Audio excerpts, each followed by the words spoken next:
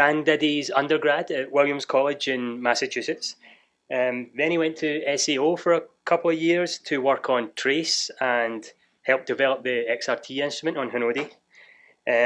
After that, he did his PhD with Terry Forbes in New Hampshire.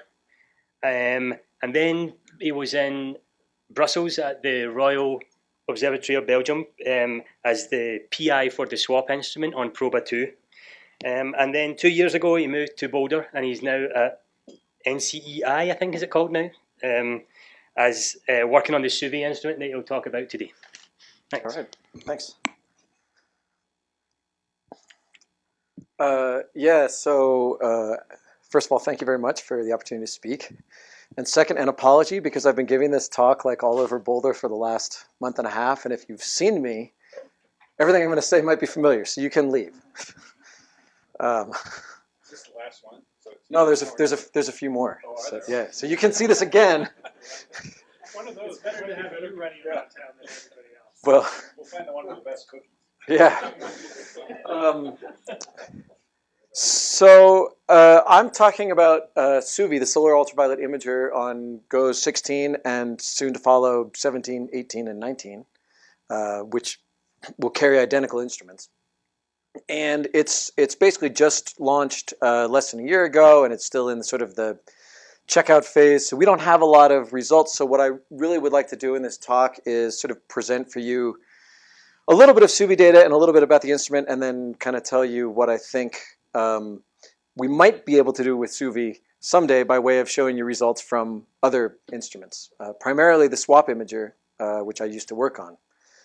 SWAP is a sort of miniaturized EUV telescope that looks at the sun, and it only had one bandpass, 171.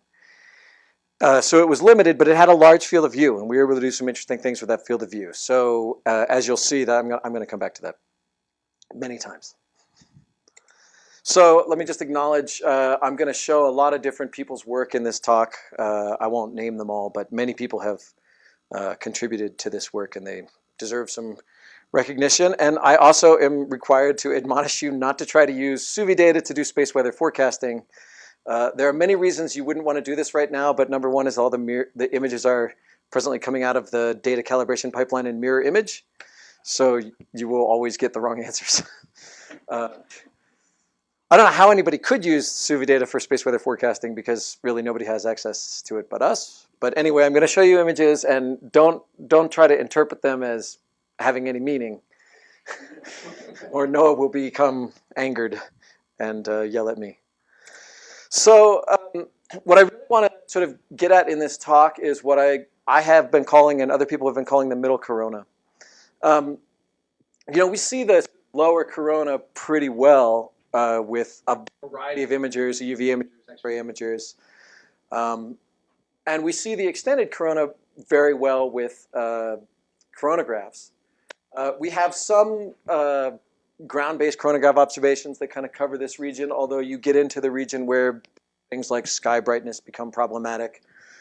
We have eclipse observations of this region, but we don't have really robust long-term continuous observations of this region. And a lot of interesting things are happening there, so I'm hoping that SUVI, which will see more of the corona than, for instance, AIA, which is the source of this image, will sort of open up a new region of the corona to our exploration. Before I talk about science, I probably should introduce you to what the GOES program are, the GOES satellites and GOES program is, and tell you a little bit about the instrument itself. So this is one of the 4 GOES-R series spacecraft that NOAA operates. There will be, 4 of them. Here we are. GOES-R was launched and became GOES 16, kind of the end of last year. And there are 3 more foreseen. GOES-S is supposedly going to launch the beginning of next year, and then T and U to follow, which means that any instrument on board the spacecraft gives you 20 years, more or less, of continuous observations out to here. This is when the GOES-R program will end and have something new. So we're not able to just study sort of the space weather-oriented stuff. And I'm not going to get into too much space weather applications today. I'm really going to stay with science. But we're also able to study sort of the evolution of the corona in the long term, and I'll also talk about that a little bit later. So this is what the GOES spacecraft really are for. They're for taking pictures of the Earth. You can see all sorts of interesting things, but most importantly, like clouds and storms and water vapor and things that are used to do terrestrial weather forecasting. There's a number of instruments. The main sort of driver is this advanced baseline imager. That's what produced that image I just showed you. There's this lightning mapper, which tracks storms, and together they really help improve the ability of the National Weather Service to forecast severe weather in real time and give people better warnings that, you know, there's a tornado coming or whatever. So these things are over here, and they point down at the Earth, and because NOAA has a platform in space, they're also able to put on some space weather instruments to drive space weather forecasts. So there's a magnetometer. There's actually two magnetometers out on this boom, an inner and an outer one. There's a whole suite of in situ measurements that can be made looking at particles coming from all different directions. I'm not going to talk about either one of these at all. There are measurements that have been made now for, I think, 40-some years of irradiance in X-rays and also in extreme ultraviolet. This is the instrument here, EXIS, that's going to tell you whether your flare was a C flare or an M flare or an X flare, whatever. And then there's SUVI out here on the solar panel. It's got its own little independent platform. It's a solar panel because that's always pointed at the sun, so it's more or less looking in the right direction. And that's what I'm going to talk about. So previously, I worked on a little spacecraft that's about the size of a washing machine. It's about this wide, this tall. It's a technology demonstrator for the European Space Agency. So that was kind of my scale before coming to the GOES spacecraft. And this is the GOES spacecraft. So you can see it's a sort of different order of magnitude. It's a big thing. Yeah, truck-sized. And this is SUVI and EXIS out here on the solar panel. And just to give you a sense of what we're talking about. So let me get into the imager. If you know anything about EUV solar imagers, SUVI might look a little familiar because it's really more or less a stripped-down version of AIA from SDO. It has many, many sort of engineering aspects that are shared, and what they've done is basically taken AIA and wedged 6 passbands into one of the sort of telescope tubes. So there's a guide telescope which keeps SUVI pointed at the sun, which you would think is obvious, but I have worked on spacecraft that did not have guide telescopes, and they just pointed wherever, and sometimes you could see the sun, and sometimes you couldn't. So this is a big improvement for us. This is the actual sort of entrance aperture and door, which can open and close as SUVI goes in and out of storage. You know, because there's all these spacecraft up there working together, and sometimes one is active and the other one's switched off. And it protects SUVI from damage as it's sitting up there. You know, when GOES 18 launches and then sits in space for 3 years before they make it the active one. There's a whole bunch of filter wheels, cameras there in the back, electronics. And radiators, and this radiators point is also kind of an important one because I previously worked on SWAP, and a lot of the SWAP images you're going to see are affected by this. SWAP didn't have a very good radiator, and so the images were constantly dominated by thermal noise all the time, which really limited what we could see in the corona. It took a lot of work to get high-quality images that show the full extent of the corona. SUVI is very cold, it's very low noise, and so it's very sensitive to things in the outer corona, which is the region that I'm going to talk about today. So this is actually a pretty key thing for sort of the kind of science I'm going to discuss. To give you just a sense of some of the characteristics, it has a wide field of view for an EUV solar imager. It doesn't have super high resolution. It's not needed for space weather forecasting. It's also not really needed for the kind of science that I'm going to talk about, which is sort of large-scale phenomena for the most part. One nice thing is that SUVI has anti-blooming protection. So you've probably seen an image of a flare in AIA where the whole flaring region is just washed out by sort of charge overflow in the CCD. SUVI isn't subject to this problem, so when a flare happens, you should actually see the surrounding corona in the images nonetheless, which I think is really interesting for studying flare-related phenomena. And then it has a 10-second cadence, but it has to switch between its 6 different passbands. So effectively, the cadence is about a minute in any passband, with some variations. So these are actually the first images. These aren't really the first images we took, but these were the first images that we were able to calibrate and make public. And it just gives you a sense of what SUVI sees, to give you maybe a bit more information.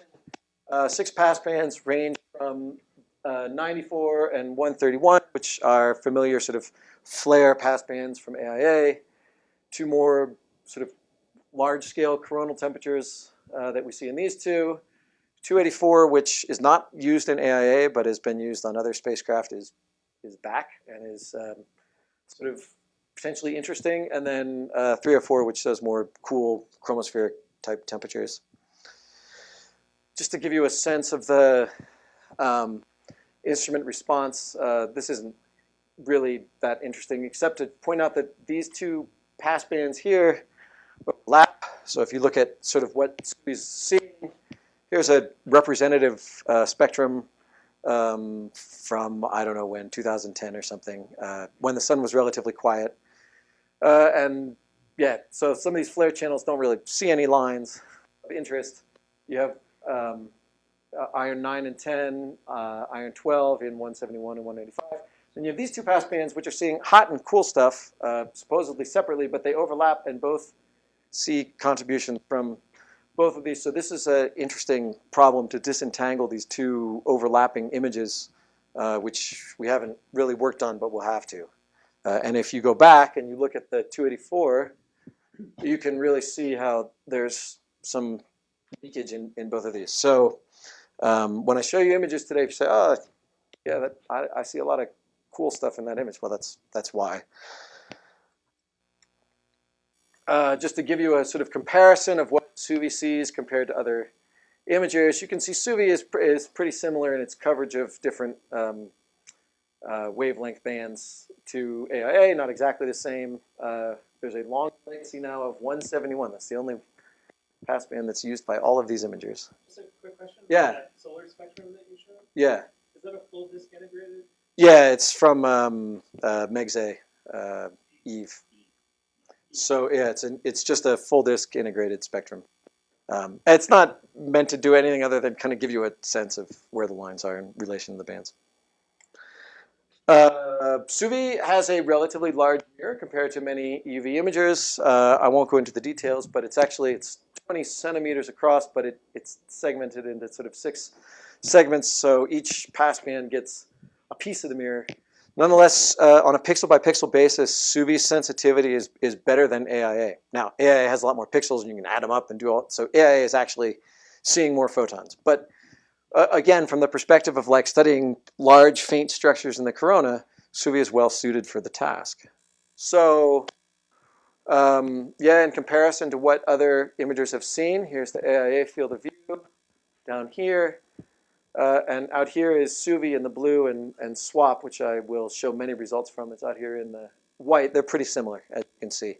So there's a lot of stuff right now that people aren't really looking at in here. And I hope I can make the case today that there's interesting things happening in that region. This is maybe not that interesting for this audience, but there are a whole bunch of SUVI products. And these ones down here are really used for forecasting. So I'll talk about what they are in a minute. But the SUVI data, which we call level 1B data, which contains all the passbands, different exposure times to cover flares and fainter stuff, is all archived at NCI and will be available through the Virtual Solar Observatory at some point in the future, hopefully by the end of the year. So if you want to look at SUVI data, we're going to put it out there for you as soon as we can. Then these images, for each image, we take a pair, and I'll sort of show you how this works in a second, and make a composite image, basically a high dynamic range image, where you can see very, very bright flare plasma in the same image as faint stuff, which normally isn't possible because the detector doesn't have enough dynamic range to do that in a single exposure. All those are going to go into HelioViewer. So I don't know if you've used HelioViewer or JHelioViewer. You can go to helioviewer.org and you can have a look. at their tools. And this is a really nice way to just get a sort of quick look at the images. And hopefully those will be available also by the end of the year. And then these guys down here are really forecasting tools. If you want them, they'll be archived at NCEI. So the way it works is SUVI takes two images. One is 1 second, one is a 5 millisecond image. And sort of uses an algorithm to combine them into one sort of HDR image. Now, this is just a representative image. It's not HDR, but that's what will happen. And these are the images that you would see in HelioViewer. And then these images are taken together, all 6 passbands, and fed through this sort of classifier algorithm to make this thing we call the thematic map. And the thematic map classifies various regions of interest for forecasting, like corona holes, active regions, bright regions, flares. And this is under development right now, and we actually have an REU student working on some of this stuff. And if somebody's interested in this, I can talk about it. I won't talk about it anymore here. But that's sort of SUVI drives this product, which is used for space weather forecasting, which is obviously its primary mission. But it can do other stuff. It can do really interesting things. I think it will do interesting things. So what I want to focus on for the rest of this talk is what can you do with a large field of view? What's out there in the corona, and what scientific questions can we answer?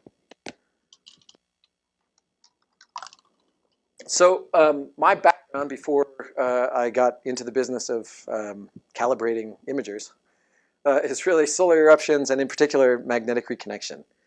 So just to make sure that everybody is on the same page for what I'm going to talk about next, let me just show you a cartoon of an eruption. So what happens in an eruption is you have a flux rope that's sitting, it's sort of confined in the low corona in a sort of stable configuration in the sun's magnetic field, and for some reason, and a variety of things can trigger this, it starts to erupt, and it goes out into the heliosphere, into interplanetary space. And as that happens, these field lines that wrap around it get stretched out. A current sheet forms here, and magnetic reconnection happens. And that releases energy that can accelerate the flux rope, and most importantly, can drive a solar flare. And so the field lines come in, they reconnect, and then they form these reconnected loops in a post-eruptive arcade, or a post-flare arcade, sometimes people call it. And this is sort of a classic signature that's seen in the EUV of a flare. Now, not all eruptions cause flares, and not all flares are associated with eruptions, but this is sort of the classical picture, and this is the picture that I'm going to work with because I think it accurately captures what happened in the events I'm going to talk about. So the first event I want to tell you about is one that happened in October of 2014. It happened in this very large active region. I think it was called 12192, and this was a region that went across the disk and produced a whole series of very bright X flares, none of which produced an eruption. But its first event, its first flare, as it sort of arrived on the disk, did produce an eruption. And let me play this movie. So there's an eruption, which you don't really see in this movie. And you can see this post-eruptive arcade start to grow, just like I was showing you in that cartoon. Now, the interesting thing is this arcade grew and grew and grew. It grew so large that it went out of the AIA field of view. I'll let it play again. So there was an eruption, and now you see this arcade growing and growing and growing and growing and growing. For days, we're on to the second day of growth, and coming into almost up to a third day as the sun kind of rotates here. So this was unusual because you don't normally see, these post-eruptive arcades usually grow quickly and then stop. And you don't usually see them grow steadily over such a long period. To show you some, this was actually connected to a very large and very fast CME. Cactus, which is a CME tracking tool, says the velocity is about, I don't know, less than 1,400 kilometers a second, but the Cactus measurements saturate at 2,000 kilometers per second. And so these guys up here, probably in one of these directions, it was actually going faster than 2,000. So this number is probably a bit of an underestimate. As you can see, it was a big CME. It's a big and very impulsive event. So we tracked the rise of this arcade by kind of putting slits along where the arcade was growing and tracking the growth of the tops of the loops. They more or less grow, the thing grows uniformly at a steady rate for a long time. It grows for 2 days. Really, the end of the growth is here around the last few hours of the second day, although we sort of struggled to track it, but we did actually, this red loop, you can detect some growth that goes on all the way out here to the end of the second day. And it grew initially at 4 to 6 kilometers a second and then slowed, but the growth was pretty steady. Now, these aren't really fast speeds. You know, in the corona, we see lots of phenomena that unfold at much faster speeds, but this is a pretty good growth rate for a post-eruptive arcade. And for it to be steady like this implies it's being driven. It's not just something that happened and the thing is growing forever. It's being driven actively. Are these growths point in the sky growth, or are you taking it? Yeah, we looked. As this comes more towards you, I feel like it would slow down because of projection. We didn't account for that, but I estimated where the thing was at the beginning and where it would be at the end, and it's like a 3% effect or something, so it doesn't matter. Do you have a question? Yeah. So we're not correcting this, but it's a small correction, and since we're just trying to sort of track the general behavior, we didn't care. So we looked at various imagers that are sensitive to very high temperature plasma. This is data from the Xray imager that goes, I think it's 15 spacecraft, SUVI's predecessor, and this movie is playing. And you can see there's sort of a blip here because we were able to do some compositing, but they didn't have all the exposures we needed the whole time. So you sort of see various things. Now, let me wait for this to replay. What I want to emphasize is basically that you see a lot of, it's not so easy to see that in this low contrast projector, but there's a lot of sort of faint, diffuse, striated structure above this arcade. This sort of void down here is where the arcade is, but it's not the right temperature. It's too cool to see in this passband. But this is a signature of fairly intense heating going on, and that's the kind of thing we generally associate with magnetic reconnection. And I don't think these observations are on the full duration, but you can see this was really present out there for a long time, more than a day. AIA observations in the 131 passband, which also shows very high temperature stuff. First you see the eruption go out, and now you see all this busy moving structure, and there's a secondary line in 131 that's cool, so this is kind of tracking the same loop structures that I showed you in 171. You can see it, but you can see it better if I play you a running difference movie. So there's your eruption. And then you see all this structure, all this sort of inflowing, shrinking structure, loops that have been reconnected and are cusp-like and are now relaxing down, cooling off, and eventually are cool and seen down here. And these are classical signatures that reconnection is taking place. So, why am I so interested in reconnection?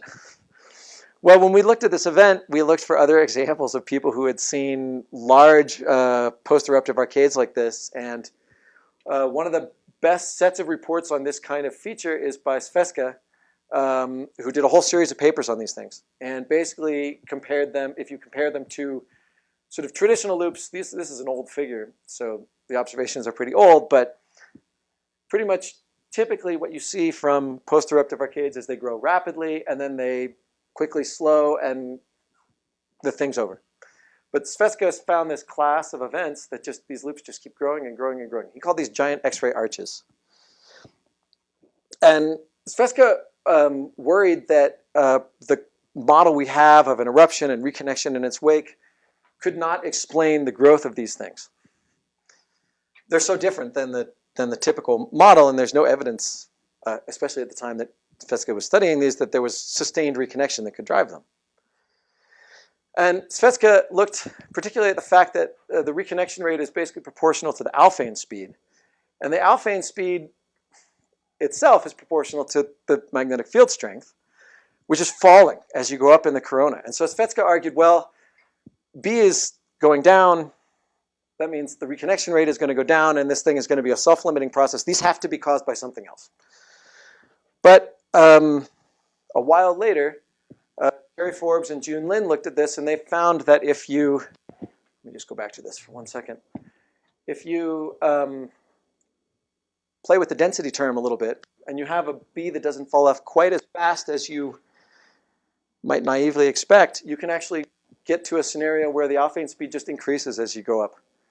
And correspondingly, the reconnection rate will actually be at least sustained or go faster as you rise. And they argue that these are probably a class of typical loops that in which reconnection is not self-limited. And I'm going to come back to that self-limiting thing in a minute too. And okay, this is not terribly strong evidence of anything, but I just thought I'd show you when this active region rotated back around a full rotation later to the limb, we could see that there were still big loops here, and there was a lot of fairly densely packed magnetic field structure visible in our, we did an off point with SWAP, so we even see beyond the sort of normal SWAP field of view out to 2 solar radii and beyond. Maybe this region was actually so big and so strong that the magnetic field strength really doesn't fall off with height as fast as we would think. I can't prove anything because I don't have observations of the magnetic field up here, but suffice it to say, we don't typically see this kind of structure with loops that go out and out and out to very large heights in typical active regions. So there was something special. And there was something else special because this thing produced all these X flares that were confined. So clearly the overlying field structure was a lot stronger, a lot better anchored than is typical for active regions because it resisted the opening process that would allow X flares to lead to eruptions. But that's as far as we could take this because we don't have observations of the kinds of things high in the corona, or we didn't at the time, that might allow us to further this. Let me talk about another event, also in 2014. Now, in this event, what you'll see happen is there will be an eruption. This is the 131 channel also in AIA. This is high temperature stuff, 8 million degrees, 10 million degrees, something like that. And you'll see, here's the eruption. There's a very bright flare. You saw the sort of blooming. And then you see this interesting structure out here. Let's wait for the movie to replay. Oops, maybe it doesn't replay. Let me make it replay. Play again. Oops. You see this very long, narrow structure that eventually becomes part of a, I don't know, more cuspy thing. And you see all sorts of little faint features dancing. Actually, there's some inflows going on. There's some flows in this direction, which you can't see very well on the screen. These are hints of processes that for a long time have been associated with magnetic reconnection. This event was associated with a rather large flare. I forget what it was, but an X4 or something. And it was pretty short. You can see that this thing, unlike the previous event where the loops rise for a long time and the flare is prolonged, it's a typical flare. It goes up and it comes back down to the background levels more or less within a few hours. This is kind of normally what we see. With an REU student last year, we studied this feature, which we suspected is suggestive of current sheet going reconnected. It's connected to the top of the loop arcade down here. It's very long and narrow. And she did some differential emission measure analysis and found that its temperature was between about 8 and 10 million degrees. More or less along the length. It was a little cooler out here, a little warmer down here. I wouldn't say that there's a lot of significance in the variation in temperature, but it's hot. It was a hot structure, and so we said, based on the flows, we thought this might be a current sheet. Can we estimate the magnetic reconnection rate? We did by looking at this ratio. which is generally taken to be at least a good estimate for the reconnection rate. Actually, it's an estimate for the inflow alpha Mach number, which is the non-dimensionalized reconnection rate, but who cares? And the way we did that is we looked at its length. We measured the width at a number of points at a number of times. And then we looked at the length by saying, well, look, here's kind of the bottom of the thing where this loop arcade is located. And out here is the eruption. This is this flux rope that I showed you earlier.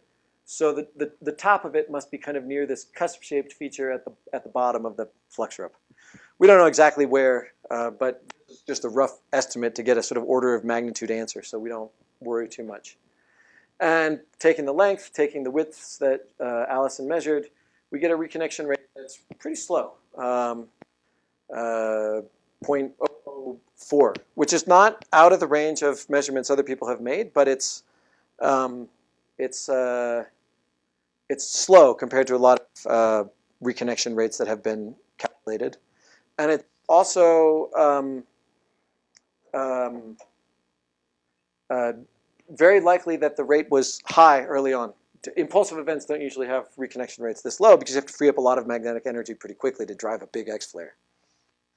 So that leads to sort of an interesting hypothetical where basically you can what we saw in the AIA observations, that the width of this thing really doesn't change very late in the event when the sort of loop arcade is really pushing up far into the field of view. In the evolution, we could see that the width, which in my cartoon is sort of indicated by this green bar, is more or less constant. But the length is growing as the eruption goes out and out and out. This is a cartoon. It's based on a model, but it's just a cartoon. And so what you see is that this ratio over time is going from big down to small. And that's suggesting that as the reconnection rate is falling, and that's sort of obvious if you think about what's happening, right? When you do magnetic reconnection, you're trying to take these field lines, force them into this current sheet, and then spit them out through the ends of the current sheet. So you take a lot of magnetic field, and you have just a little opening to push it out of. And as the sheet gets longer and longer, you're trying to push more and more magnetic field into the sheet, but you still can't get any more out. And this leads to also a fall off in the reconnection rate and sort of a self-limiting process where if this length is allowed to grow over time, the reconnection rate will naturally slow and eventually shut off. And if this reconnection is fast enough that this length doesn't grow, then maybe you can get into the other scenario that we had in the event I talked about previously. The problem is the observations we would really like to make are what's happening in this region. We would like to see this feature as this erupting feature leaves the field of view. We only had one LASCO image, so we were even more limited because this was the first image we could get. So we couldn't even see this thing in LASCO moving outward. But this is the region where all the magnetic reconnection dynamics we would like to study are happening and where we could make a lot of direct measurements. And yeah, we got nothing. Well, SUVI will halfway fill in this, and if an eruption goes in the right direction, it will all the way fill in this region. So I think if you study eruptive events, and you're particularly interested in sort of their EUV signatures, SUVI is going to provide you really new and exciting data. And this isn't really going to make my case that well, but to show you that SUVI does actually see things during eruptions, let me show you a couple of movies. So here's the sun. This is real SUVI data. And we're going to watch an eruption up here. And normally, you put solar north at the top, but SUVI's not aligned to solar north. It's aligned to the direction it needs to be in so that the Earth-looking cameras can point to the Earth, which in this case turned out to be really convenient because it bought us some extra sort of distance from the sun in the field of view because this eruption goes into the corner. So you can see the whole thing. I just left it in this orientation. That's what that arrow is showing you. That's where solar north is. So this thing is really happening closer to the equator.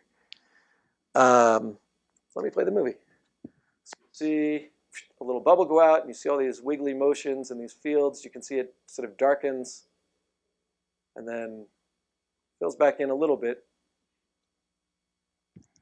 It's even more evident if I show you the 195 movie. So slightly higher temperature stuff. You can see a bubble go out. You can see it leaves a void behind.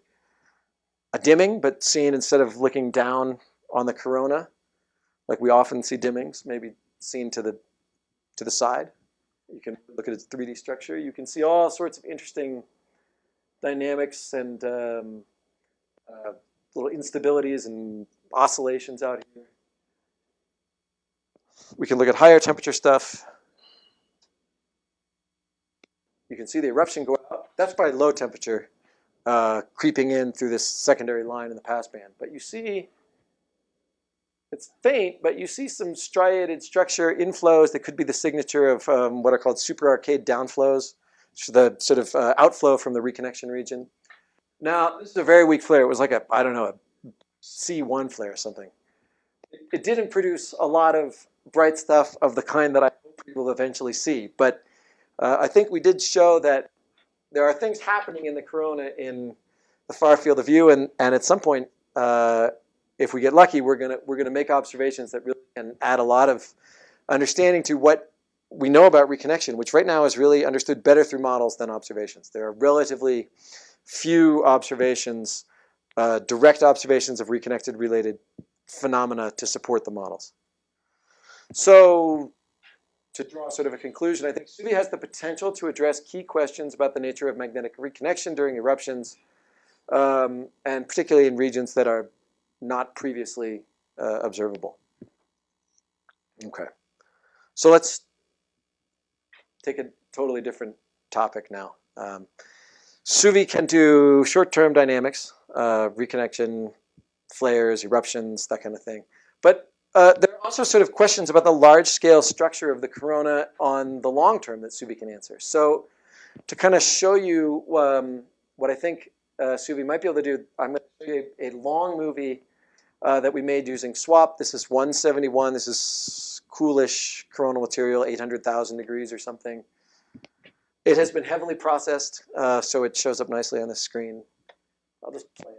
It starts right at the time of that big eruption. This is this big active region going around. You can see lots of little brightenings as big X flares go off.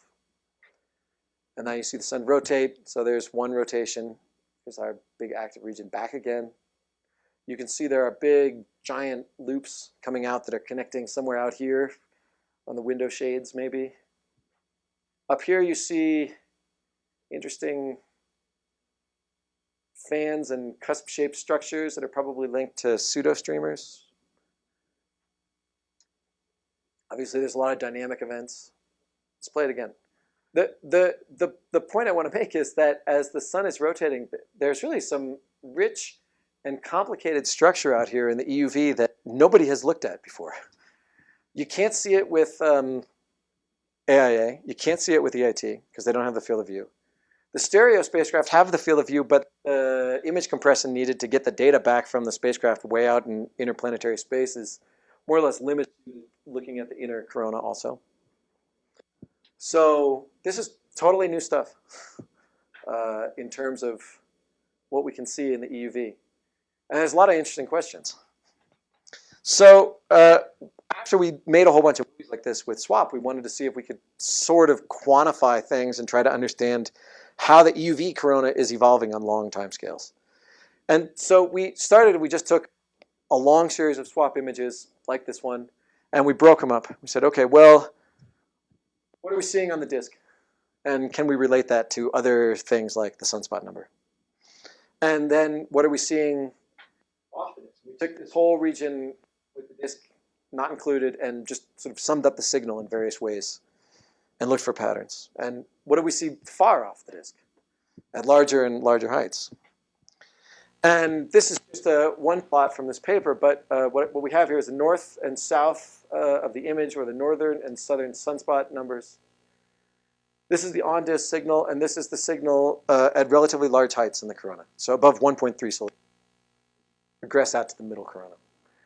And you see the sunspot numbers like pretty highly structured. There's probably a lot of active regions that go around, and they go around, and they go around. That leads to this sort of up and down, up and down, up and down. And it's kind of reflected in the on-disk signal that we see in the EUV. For instance, this is the sort of the northern hemisphere peak of the solar cycle, and yeah, you can kind of see it there. and the southern hemisphere peak, and you can kind of maybe see it here. But you see this stuff really strongly in the far off disk signal. And you also see that so this peak here is really well correlated to a peak that we saw down here. And likewise in the southern hemisphere. And it's really, really, really highly structured, these oscillations.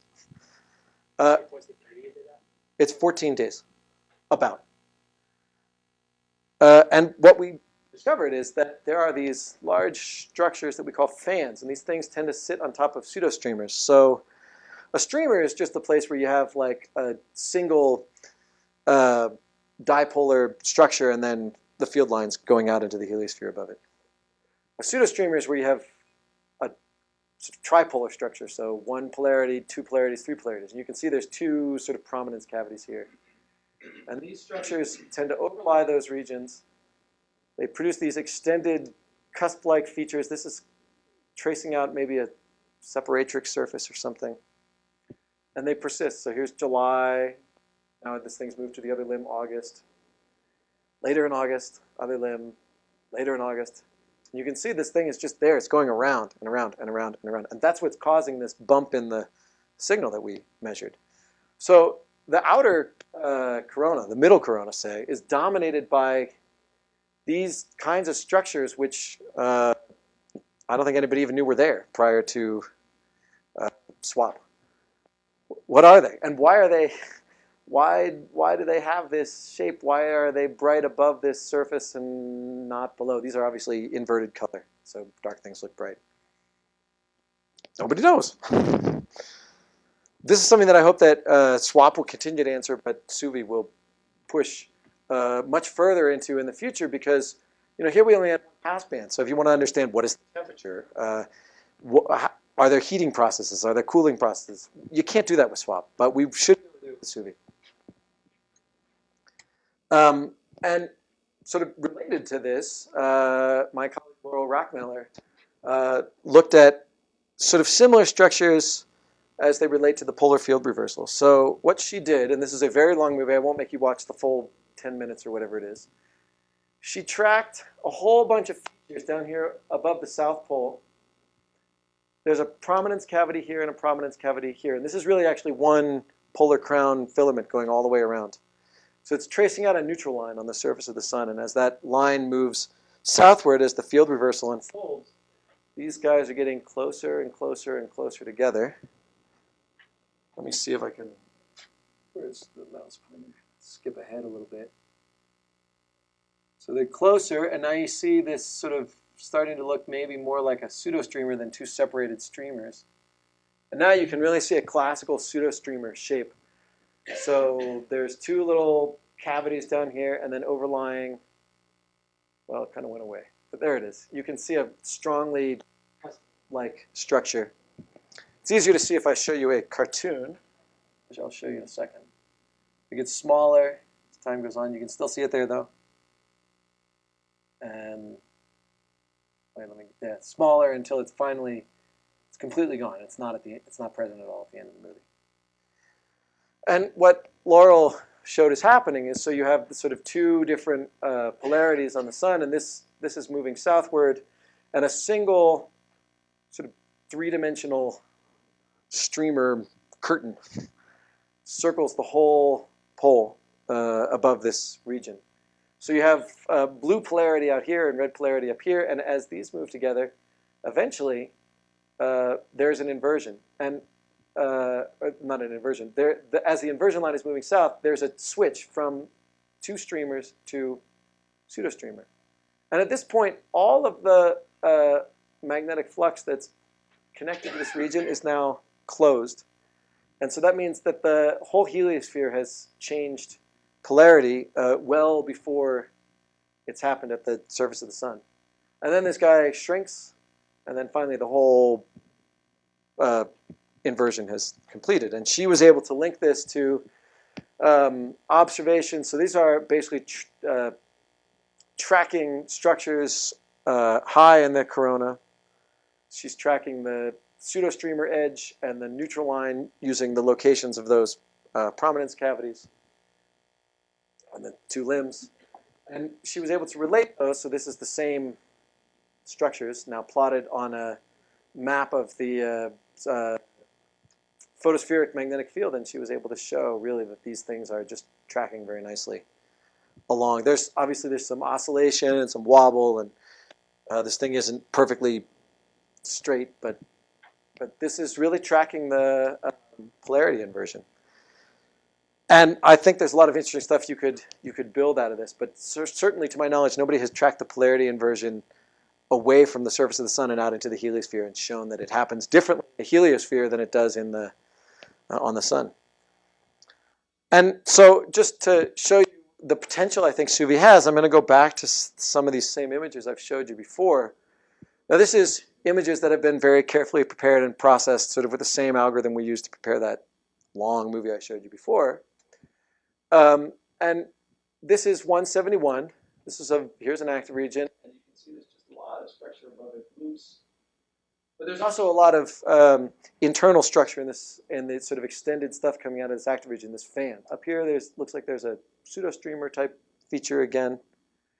Out here, there's dark bands, and there's a bright loop here, and dark and bright. And when you look at different pass bands, it starts to look a little different. This pseudo-streamer is a lot less visible. We see a lot less overall structure here. This is 195.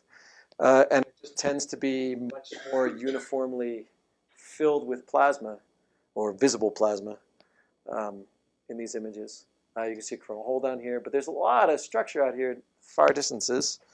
And then this is 284, and again, this is all this contamination from the 304 helium line. But out here, you don't see a lot. There's a bunch of bright loops above this active region, and a little bit of something. But so whatever these big extended structures are, they're not showing up in this I think this is iron 15. So they're not getting so hot. And you can look at them together and you can kind of compare them together, and you see that it's really different. And if you looked at a coronagraph image, you might, and just one of these images kind of low down in the area field of view, you might or might not be able to understand how this connected out to what you're seeing in the extended corona. So from the sort of large scale structure of the corona perspective, I think SUVI offers some promise to ask and maybe answer, but definitely to create some new questions. So yeah, to sort of conclude on this topic, we don't actually know very much about the structure of this region because it just hasn't been well imaged, especially on long time scales. You know, we have snapshots from eclipses or whatever, but we haven't been able to study this in a long-term way before. And SUVI is going to give us 20 years of data on this. So hopefully we'll learn a lot about what's happening in the middle corona and the mechanisms that give this region its structure. Okay, that's my last real slide, and I'm just going to leave you some conclusions, although I've kind of said my conclusions.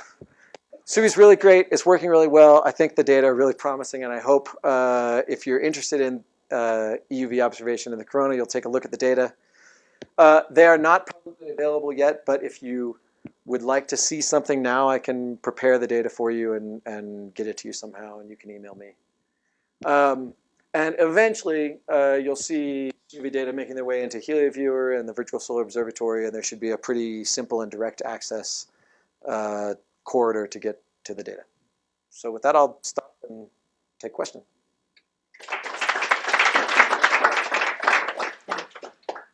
Any questions?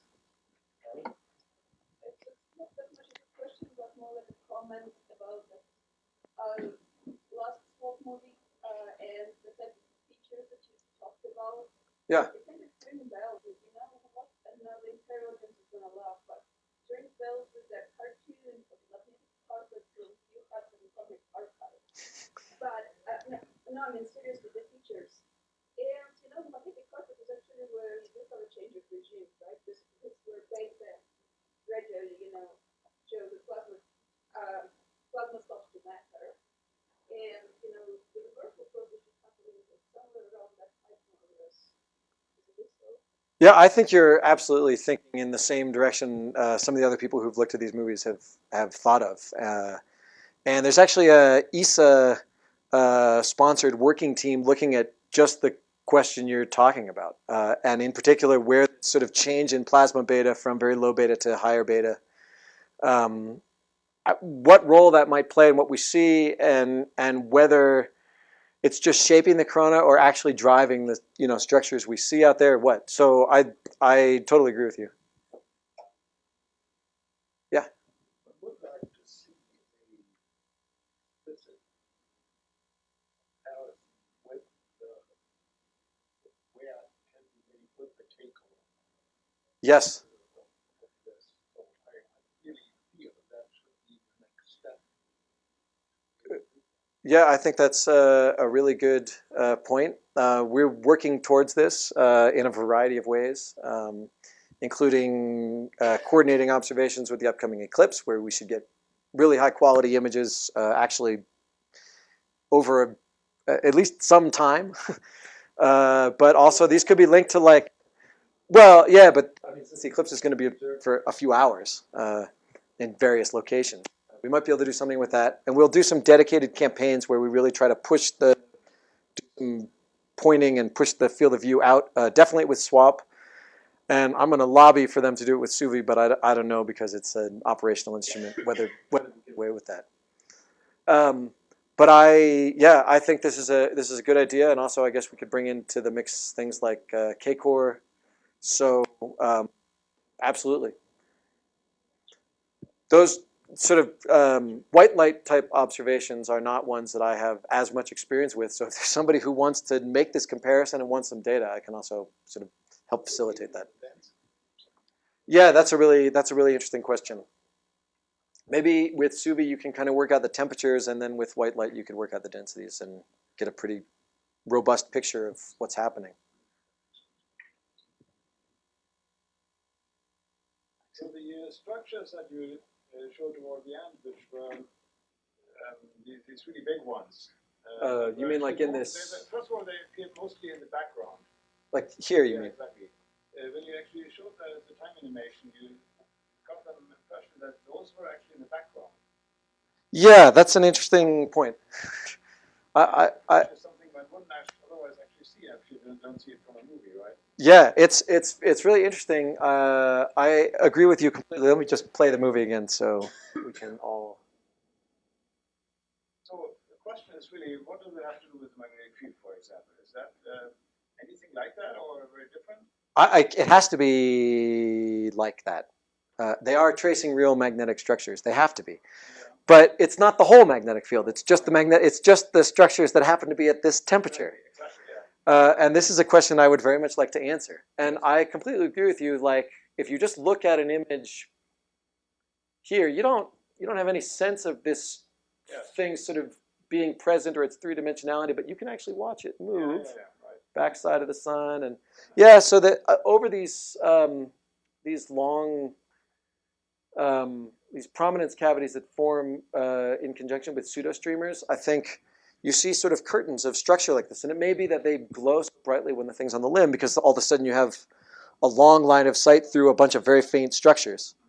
But yeah, they're telling you something about the magnetic field, but we haven't really been able to explore exactly what and whether, one thing I think is really probably, let me skip ahead to this static image. Come on, sorry. Aren't they much more in line with that picture in the famous paper, the Solar Variability, that the reconfiguration up there is actually preceding the flare? Well, these aren't flare. These are more or less static. I mean, sometimes there are eruptions up here. Yes. There was realignment happening much before the actual flare. Yeah, well, for sure. Let me answer Axel's question for one more second, and then address this question. So, what I think is interesting is you see these structures that go up and then they diverge out like this. My guess is this is tracing a separatrix. So this is below it is closed field and above it is open field. But why should it so? Why? what's happening down here that, I mean, presumably that down here there's whatever's heating the corona is heating it to a higher temperature and you don't see it so well. But this is a question that's been hard to explore with only these data at hand. And hopefully SUVI, where we can get a better sort of picture of how the large-scale temperatures are varying, might help address that. But I think you're right, that you're seeing something about the magnetic field, but not everything. To go to your question, yeah, we see, I mean, you can clearly see a lot of dynamics that are happening up here and then also flares. And for sure, I think the most popular operating idea about how eruptions happen is that you have an ideal MHD instability, which would begin reconfiguring the field and start the eruption. And so you could see that happening high in the corona, or, I mean, in that movie that's playing so fast, it's a bit of a what's happening first, up here or down here. But for sure, all that stuff leads any signature you would see of a flare because you don't have the reconnection and the formation of post-eruptive loops and then the cooling into the passband. So, yeah, exactly where things are starting, I don't know, but it's certainly, there might be a chance to explore that with these observations. And getting the timing of different events would be very interesting. Do you see some change up here that precipitates the onset of an instability, or does this thing become unstable and then you see a change up here and then you see the flare? These questions haven't really been very carefully studied before. And I should add that it's hard to study this particular question with SWAP because the detector is very noisy. It's got an aperture that's that big. So the signal to noise is poor, and you have to do a huge amount of processing and image integration to get enough signal to make a nice image like this. So dynamic events are hard. But with SUVI, which is a much more sensitive instrument, maybe we'll get an answer. And I don't know what in terms of physics that separate tracks really is. Yeah, I'm not sure that it's anything other than it's just the surface that forms the boundary between open and closed field. So this is. But is that telling you something? That statement is. Well, I mean, somewhere there is closed field, right? You can see these loops go up and down. Yeah, yeah. These are. I think these are. This is the reason that I'm here talking about stuff. I think these are really interesting questions that I hope people will explore using our data, because I don't have time to do it all. Okay. Any more questions? Let's thank Dan again.